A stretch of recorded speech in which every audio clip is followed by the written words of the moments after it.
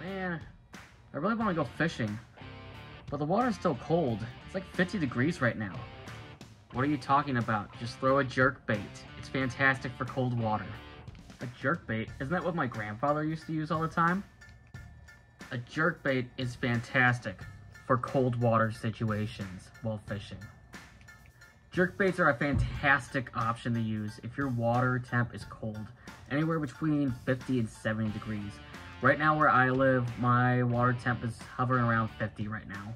A little bit below if it's earlier in the morning, and at most it's getting up to 55 degrees right now. But a jerkbait really shines in those cold water situations. Jerkbaits come in a fantastic variety of sizes and colors, all the way from a large one like this guy right here, all the way to a smaller one like this guy, who's also jointed. Jerkbaits are a fantastic option to throw after the winter months when bass are feeding up. And yes, even pike like them too. You can get jerkbaits that rattle, and you can get ones that don't.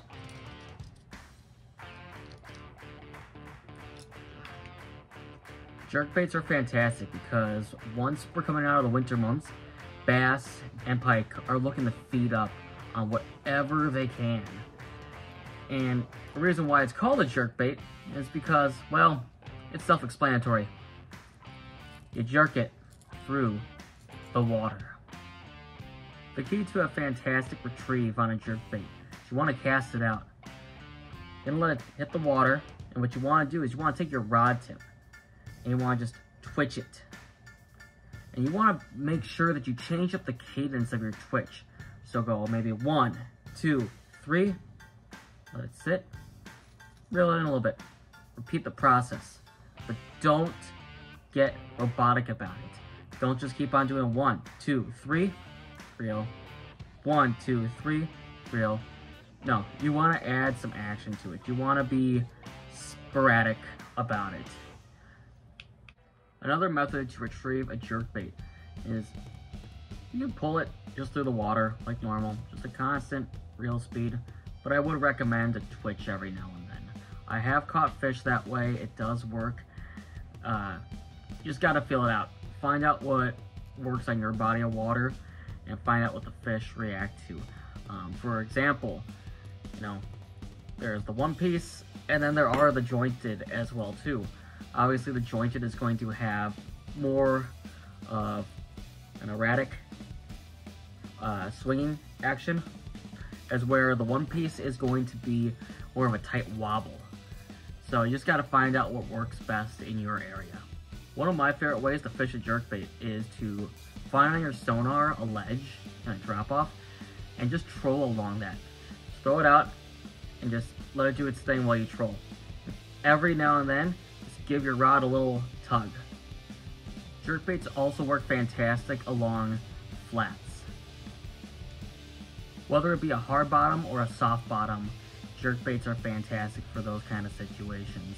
The one situation I would not recommend a jerkbait at all is if you got a lot of timber down below. You're gonna get hung up. It's just really, really not a good idea. I've learned from experience. For setup, I like a medium rod, around 7 feet long.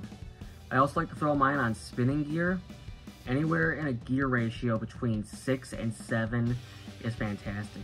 The reason why is because if you run too high, you're going to lose the action of the jerkbait. And if you go too slow, well, you're not going to pick up all that slack from twitching it constantly and jerking it through the water. For fishing line, fluorocarbon is a must. It's going to help you get down there deeper with the jerkbait, especially if you're fishing over open water areas where it's deeper than what your lure is going to be running at. Jerkbaits usually run anywhere between 3 to up to 8 feet deep, depending on your setup and depending on how you're fishing it. It also is varied by the lip on it as well too. For jerkbait colors, I like to keep it simple, like pretty much everything.